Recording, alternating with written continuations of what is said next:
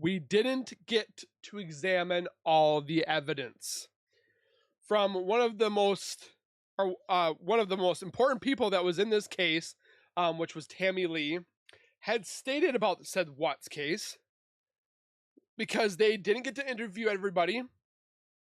They didn't get to test the evidence, or most of it. They didn't get to look at the witnesses, if there was any. They didn't get to do a lot of things because Chris Watts confessed. Now, was this confession, I'm not saying that he was told to do it. I'm saying, was he jumping the gun on this a little too early when he was just trying to save Nicole? We're going to look into all this evidence of the ludicrous Tammy. We didn't examine all the evidence. We didn't interview the witnesses we needed to. There's more to be done. Let's take a look at it. But before we go any further, if you guys could do me a solid favor and subscribe to my YouTube channel by hitting that wiper icon down at the bottom right. Hit that bell icon next to it, so when I do post videos like this one, you guys will get that little ring notification that Zowoki has posted that video. And then you guys can watch, comment, like, and share. And again, make sure you guys check out Neva. Definitely love her channel, her videos and stuff like that. She hasn't posted in a little bit of time, but hopefully she comes back if she's not taking some sort of break. But don't go give her some love. Subscribe, comment, like, and share. And with that being said, let's get into what we can see on this video and then talk afterwards in depth. Today I wanted to analyze the highly suspicious black plastic bags that Chris Watts left as evidence at the oil site where he gruesomely hid his family's bodies. I've dug through the entire discovery to showcase this. But see, there was black bags out there, but there's also white bags.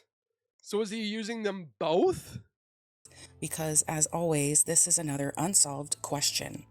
Now, first, I want to go through the list. Item number 6 is a blue nitrile glove. Number 7, a black plastic bag. Number 8, the other black plastic bag. Number 10, a rake head. Number 11, a rake handle. Number 13, a partial rake handle. Number 35, Shanann's fingerprints. Number 38, the roll of black trash bags from his work truck. CD1 contains 25 images of 6 and 7, which is of the glove, and 1 of the plastic bags. And then we have the trace packet. You're telling me, hold up, there was only 25 images?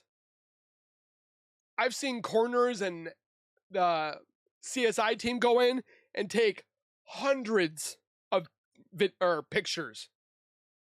What?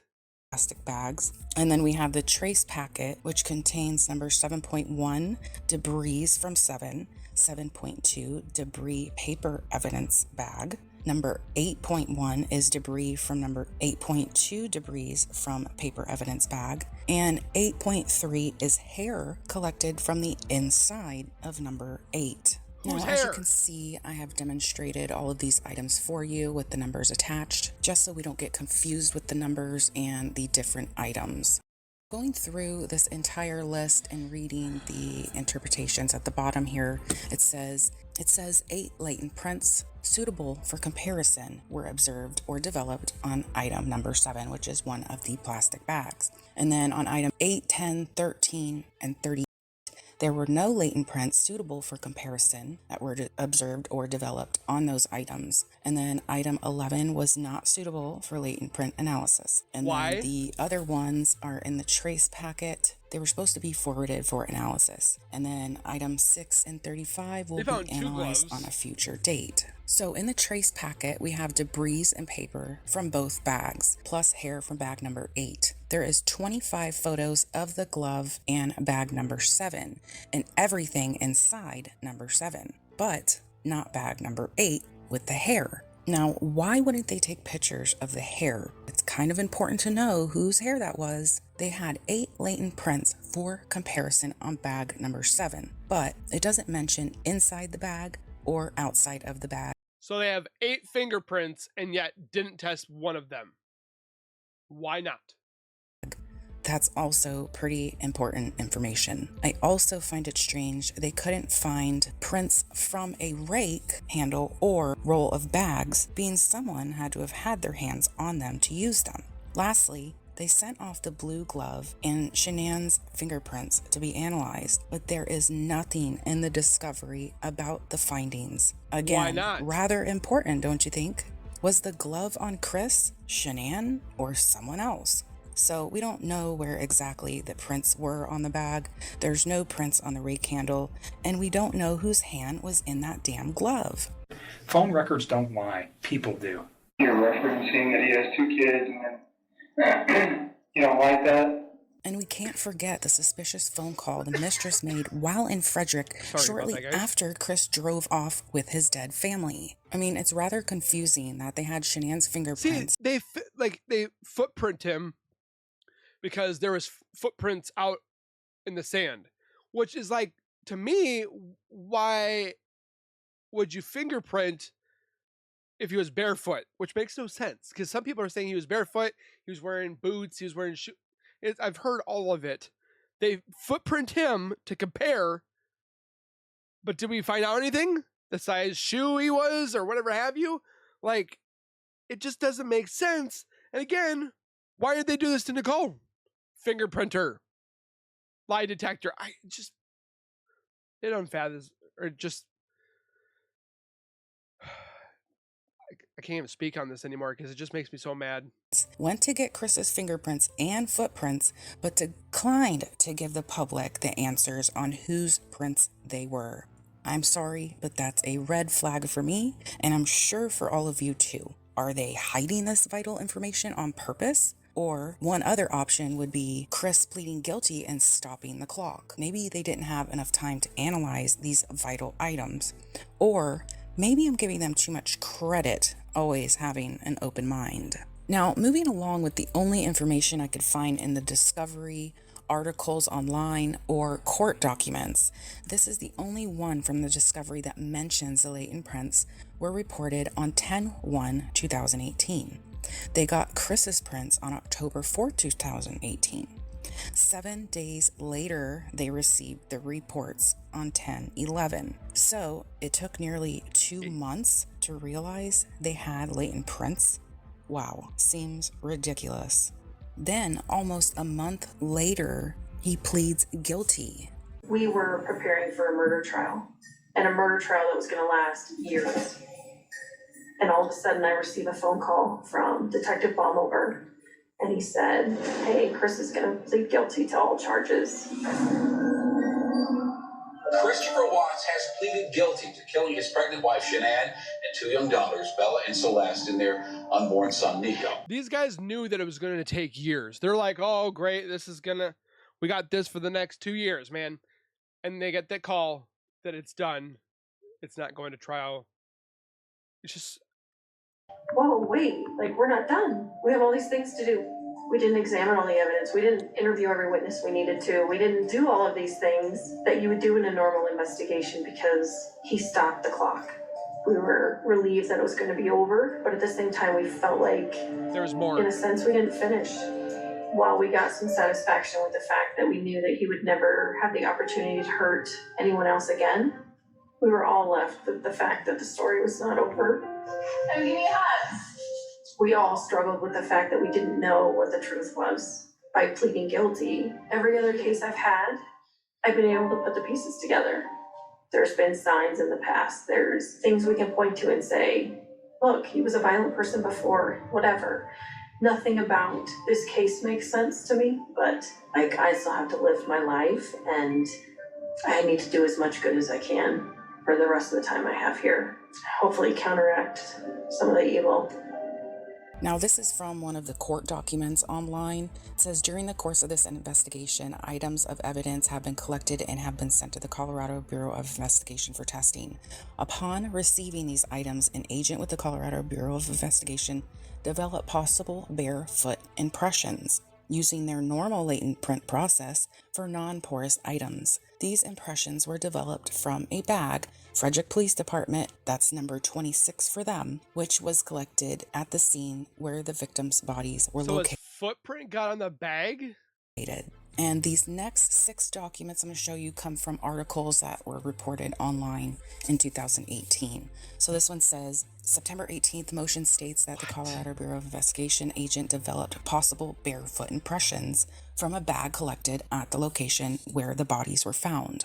And then an agent from CBI used the normal Latin print process for non-porous items to develop the impressions according to the court documents. Latent prints are impressions created by rigid skin found on fingers, palms, and the soles of the feet. Non-porous surfaces would be those that did not absorb sweat, such as glass or metal, and thus can hold prints for a long time. The items of evidence are not described in the motion, but Rourke, who was the DA at the time, does say that they collected at the scene where the police found the bodies of 34-year-old Shanannwatts and her children, 4-year-old Bella and 3-year-old Celeste. Collected. Weld County District Attorney Michael Rourke wrote in the motion that the CBI has developed possible barefoot impressions from items of evidence. A non-porous bag with a possible footprint was found, according to the prosecution motion obtained by People, which is People magazine, but this is online. In the filing dated Tuesday, authorities requested to take prints of Chris's bare feet so they can determine if it matches those found on the bag. That a bag bearing possible footprint was found at the oil site, some 40 miles east of the Watts home. In a motion filed in court Wednesday, prosecutors in the Chris Watts case are seeking inked footprints of both the defendant's left and right foot. The request for Watts prints comes after investigations discovered possible barefoot impressions at the scene where the victims' bodies were located, according to court documents. Now, these last 2 in the court filings really pissed me off because it is so unbelievable. So it's checked off here that they had evidence logged provided in discovery.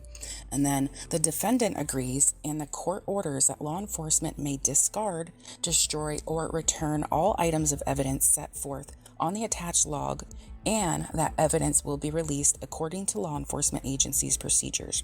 And the defendant waives any right to further notification before the evidence is released. A photo ID is required for released evidence. The representative of the defendant who may collect the property is Ronnie Watts. And then we have this one. It says, the defendant understands that the evidence being held by law enforcement agencies in this case could contain DNA. The parties stipulate that the defendant's identification is a disputed issue. No. Law enforcement hold evidence that contains known DNA. No. Evidence that has not been tested could be subjected to a DNA test. Yes. This case includes DNA evidence that should be preserved. No. So, if they didn't finish with this investigation and go through all the evidence that they had with possible DNA on it, with, you have the glove and then you have the bag. You have these prints, you have hair. It just does not make sense why they wouldn't preserve this material. I think it is complete ludicrous. So like I said earlier, why in the world are they hiding this information from the public? Is there something secretive that they don't want everyone to know? I mean, we're missing so many text messages from the mistress and Chris. It's pretty much like a storybook or whatever, and somebody went in and took pieces out of the story that they seemed that housed the person that could be involved or the accomplice, and then could use it against him. But they can't do this with the Watts thing or the Watts man. Ridiculous. The mistress was never asked certain questions that could possibly implicate her, and we have actual evidence that they did not further explain, look into, analyze. I mean, nothing. There's literally nothing in the discovery to even show if those were Chris Watts' footprints. Most importantly, if it was on the inside or the outside. Because let's just say that Chris was telling the truth when he said he put Shanann in the car and he put one bag over Shanann's head and one bag over Shanann's feet. That would make sense on why there would be so many foot impressions on the inside of the bag. That would also make sense why the other bag had hair in it, because it could have possibly fallen out. Or like everyone originally thought when this first case went down, and Frank Rousset said himself in the sentencing that he took them out like literal trash. So if he had one girl in each bag, That would also make sense. But what were the size of those feet print? Whose hair was that? Yeah. And we know that Chris was wearing boots when he was out at the oil site. So I'm not sure if he would have changed his shoes and he would have been barefoot with no socks. I don't know. That doesn't really make sense being he's at work at this dirty oil well site. And there's also no mention of Shanann's footprints being taken to possibly compare with these latent bare footprints. It really does boggle the mind, and it's almost like this case is like some type of puzzle that they've set us out to try and figure out ourselves. How hard is it to... And there's missing pieces of that puzzle, and we can't finish it without those missing puzzle pieces. Just come out with the truth, unless they really are hiding something.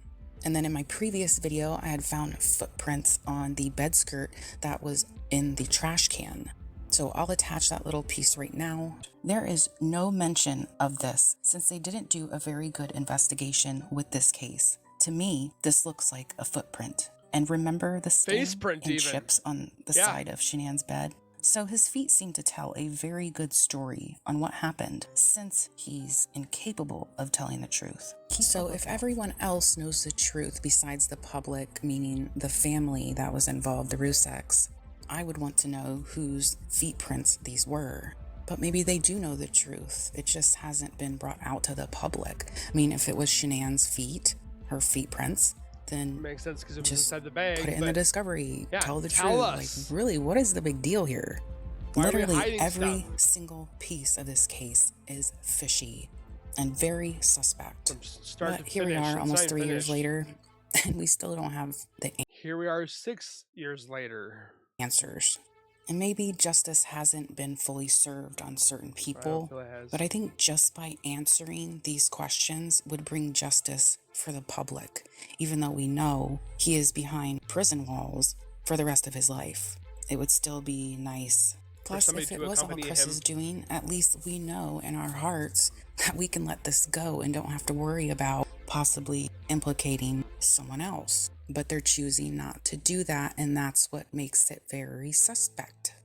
So that's just my opinion on everything that I've showed you. I hope you guys enjoyed this video.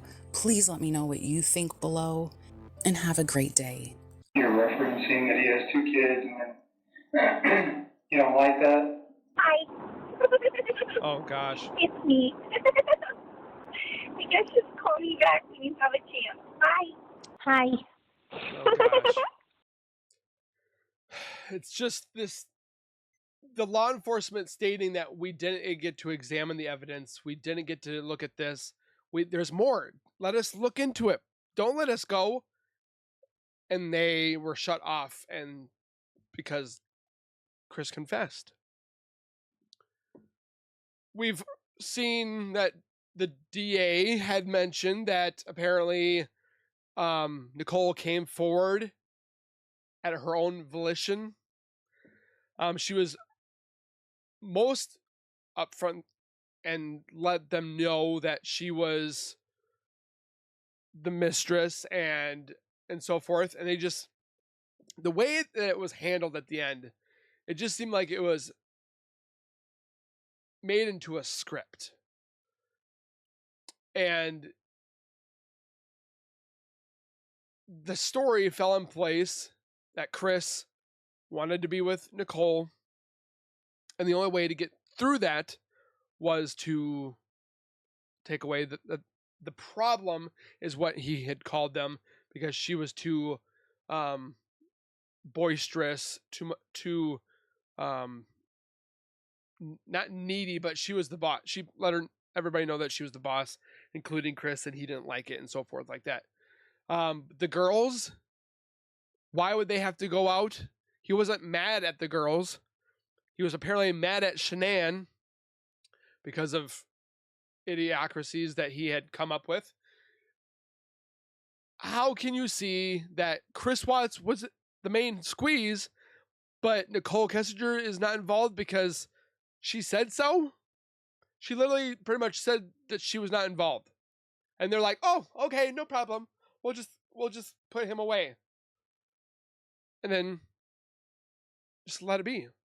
While she's out free, having a life, getting dogs, dating men, getting to enjoy the life that she was given. And she took, may not be physical help, but she took these 3 away. She will be one of the top 5 people hated in the horror, not the horror, but the crime world. It's ridiculous that she's still free. And I just don't understand why they can't reopen it and look at Nicole. And that it wouldn't bother the Ruseks, I don't feel, because they're talking about Nicole. I just wish they would have a thing on Netflix or Paramount Plus that says the untold story of Nicholkessinger finally brought to justice. Oh my gosh, I would watch that documentary so fast. So, with that being said, the stuff that we have seen right here, right now, the blue glove, the footprints, the hair, the little pieces that they have gathered, what do you think were those? Whose footprints do you think they are? Or do you think they're Shanae's because they're around her feet? Or was it somebody else for some reason? I don't know why. But why didn't they only do Chris's when they could have done Nicole's, as in her fingerprints, her footprints, her hair? Why wasn't that gathered? And when they gathered evidence, they didn't use it. It's like taking Lincoln logs or Lego pieces as the crime and just putting it in a bucket and then they throw it out on the floor. It's pretty much how they did this case. They just threw it on the floor and tried to put pieces together and was like, look, here's this crime that we found. Yeah, it's not all pieces, but sorry. Yeah, that's pretty much how I feel right now. Let me know down in the comments what you guys' partake on this. Don't forget to subscribe, hit the like button, and we'll see you guys in the next video. Please take care, be safe, and as always, keep nerding on, and we'll see you guys next time. Peace.